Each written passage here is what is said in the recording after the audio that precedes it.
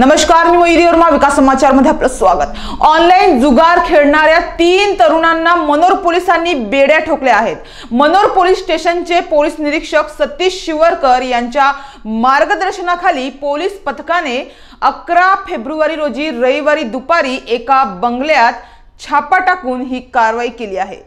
याबाबत मिळालेली माहिती अशी की मुंबई अहमदाबाद महामार्गावरील चिल्हार फाट्या लगतच्या बंगलो प्रोजेक्ट मधील एका बंगल्यात काही तरुण बेटिंग लावत असल्याची माहिती मनोर पोलिसांना मिळाली होती।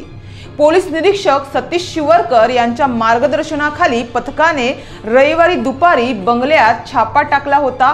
यावेळी 3 तरुण लॅपटॉपवर इंटरनेटच्या सहाय्याने वेगवेगळ्या ॲपचा वापर करून बॅटिंग लावत असल्याचं आढळून आले।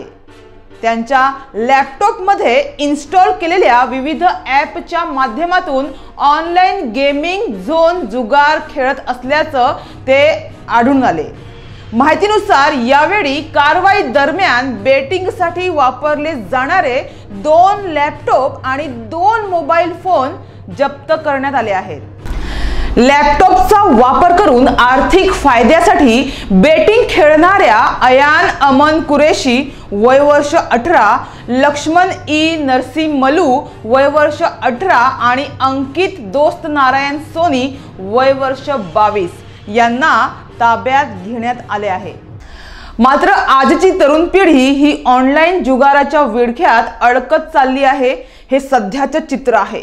याचं व्यसन हे त्यांचं आयुष्य बर्बाद करत आहे। तर महाराष्ट्र सरकारने अजून या जुगारावर कायद्याने बंदी घातलेली नाही।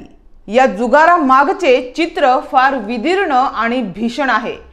पुष्कळ वेतन घेऊन नोकरी करणारे अनेक नागरिक तसेच तरुण पिढी हे जुगाराच्या नादी लागून कर्जबाजारी झाले आहेत। अनेक लोक गुन्हेगारी मार्गाला लागले आहेत। कित्येक तरुण मुलांनी आत्महत्या केल्या आहेत। अशी किती कुटुंबे देशधुळीला लागली असतील याची गणिती नाही।